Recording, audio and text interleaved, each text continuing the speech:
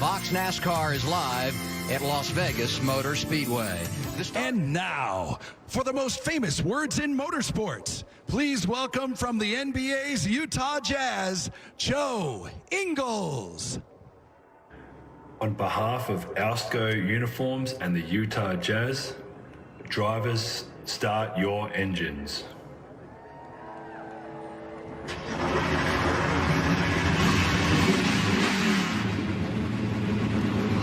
Here we go. We're about ready to go to green here in Vegas. I love it. Front row, Myatt Snyder, Austin Cindric. And this is the part I love about COVID racing, I call it. No practice, no qualifying. First lap into the corner, 40 cars deep. Just put it to the wood and hope for the best. Is that your style I use on Sunday? Okay, good. Now Yep, that's it. I'll figure it out when I get there. Love it.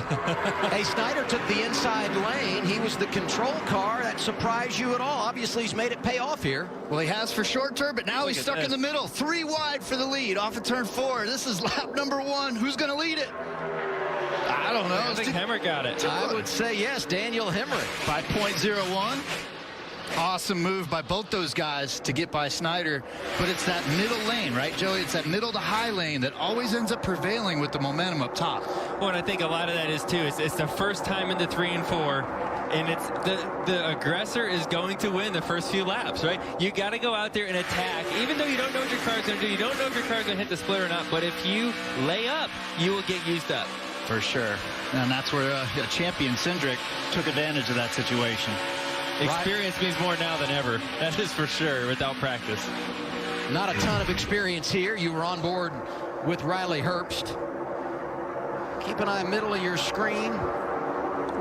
Kyle Weatherman getting sideways in the 47. Yeah, good save, though. Good save. That thing was tail wagging for a while. As a driver and relay that back. Uh-oh. A little trouble off turn 4. Spin coming off of turn 4. And that's going to be Stephen Parsons. And we'll see, this might actually act as our competition caution. Happens in lap 17. So by the time they gather up the field, likely this will be the competition caution. Parsons was running in the 26th position.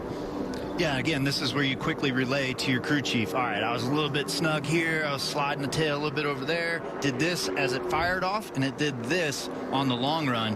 And that way it helps the crew chief decide if they're going to pit or look to stay out. And you have to use that against the lap times that you were just producing. And it's always so hard doing that the first run of the race, because the first run always seems to be a little bit different than the rest as a track representative. And like, this is just cars getting tight on each other's doors.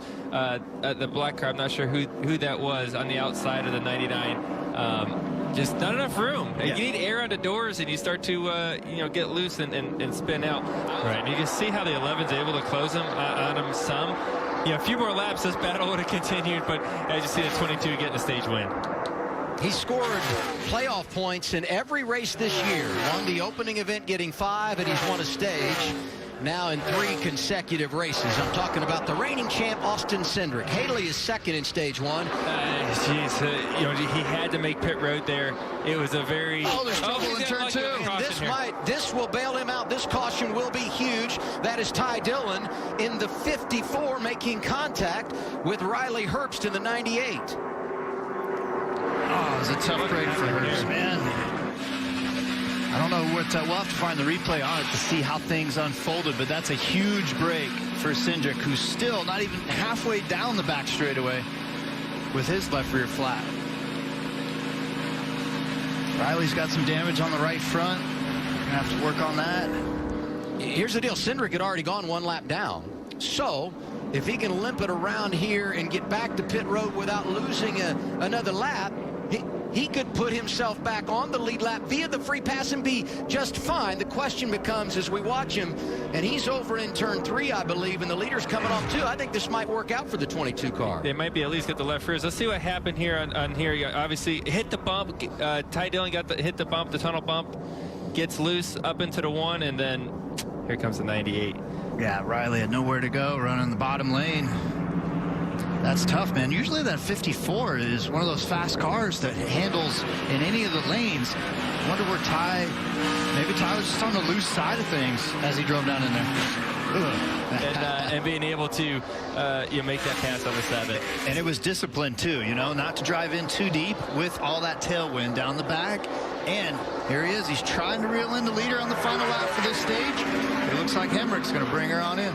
Last 2 weeks, first-time winners. We said we could get a third in a row. As Hemrick comes around to see the green and white checkered flag, Austin Cindric jumps back into the top 10. He will get a stage point here. Hemrick wins it, and for him, it's career stage win number 11. To protect the lead. There he goes. I didn't think he'd be able to spin him like that. There was contact. Harrison Burton hangs on. No caution yet. There it is. There it is. Wow. Like I said, it changes that quickly. Man, my bad. I was in this nice little trilogy of information, and I should have been talking about how that excitement was going down the front straightaway. Cindric, did he just send him? Well, it looked to me, and we'll have to get a replay of this, so I shouldn't speak before I notice. Let's look at the replay before I say something I shouldn't say. So you see coming off the top, 22 car, big run up top. The 20 coming off the bottom doesn't have as much momentum. And here you see he's trying to, Harrison's trying to block the 22 from getting back to his outside. And I don't think Austin liked that. How much is too much? I mean, I get one tap to say I don't appreciate it. When you hit him the second time, have we crossed the line? What do you guys think? I think that caught them both by surprise. Nobody expected a car to spin on the straightaway.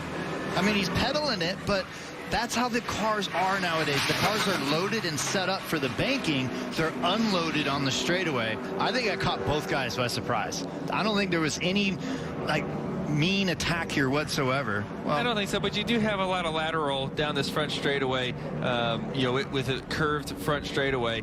Your car can be on edge, especially when you pack that much air on someone. And how about Annette? I think he needs to change his shorts after this one. Look how close this is. Mike, that doesn't look too mild back there. It looks pretty tight. Look at this battle for the lead. Allmendinger and Hemrick. This is going to be the battle. It's going to crash. Ty Dillon. There's those old tires. Those old tires always want to sneak up and bite you. Somebody didn't get the memo on it, and there's Moffitt. Maybe he was part of that. I don't know. Oh, boy. And everything just starts scattering back there. David Starr, Alex LeBay. The 17 is Garrett Smithley, who will do double duty this weekend. Racing today, first Xfinity race of the year, and he's back racing in the Cup Series event tomorrow. And I just can't express enough the disappointment for Ty Dillon, who had so much optimism driving that 54, and they've just had so many things go wrong in his 3 starts this year. Jamie? Well, I'm listening to the chatter right now on the 54 radio for Ty Dillon. His spotter is Drew Herring. He said, guys, my radio battery died. I was switching over right in the middle of that. So I don't know if it's what led to it, but Ty said, what the heck? And he said, my radio died. Wow. Drew Herring going to spot tomorrow for Martin Truex Jr. and just so frustrating for Ty Dillon. Yeah, it's a tough break. I mean, here's Ty running on the outside, and there's Moffitt going high. That's Josh Berry in the 8 down below him.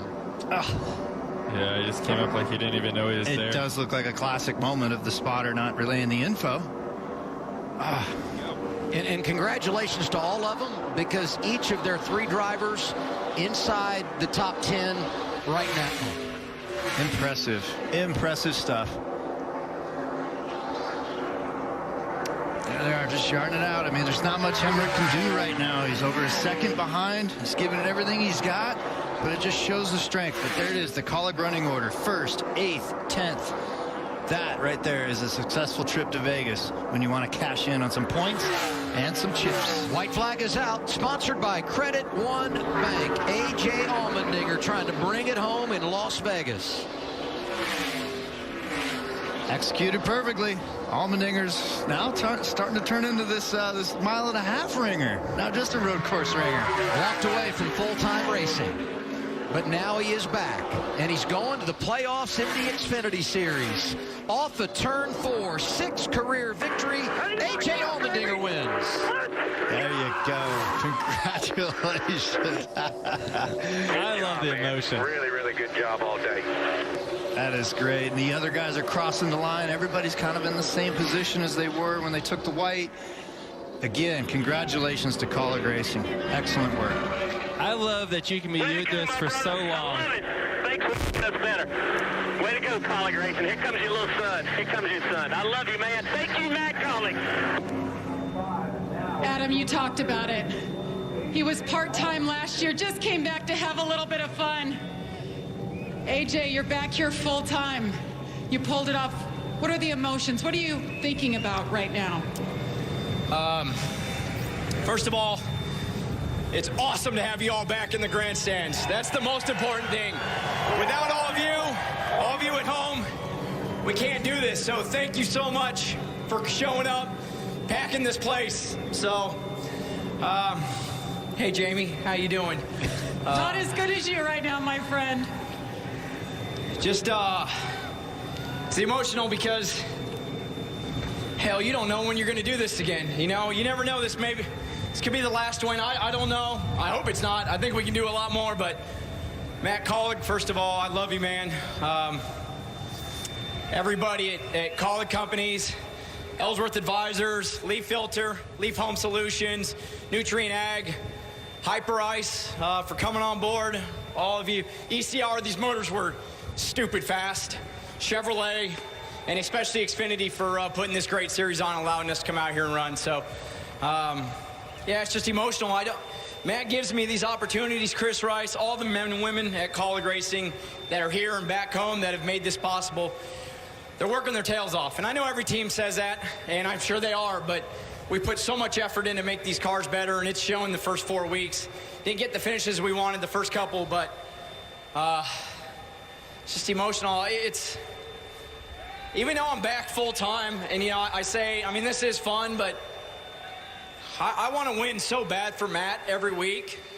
It's hard to put into words what he means to me and truly how bad I want to win for him. It's in a different way, but it's the same theory of wanting to win for Roger Penske. I mean, it means that much to me that he believes in me. And so, Matt, I love you, man, so much. So thank you for this opportunity because I don't take it for granted. I work my tail off during the week, and I'm having fun with it, but gosh, I mean, it's like I'm so ill before the race because I just want to go win for Matt Colleague. For more great NASCAR on Fox content,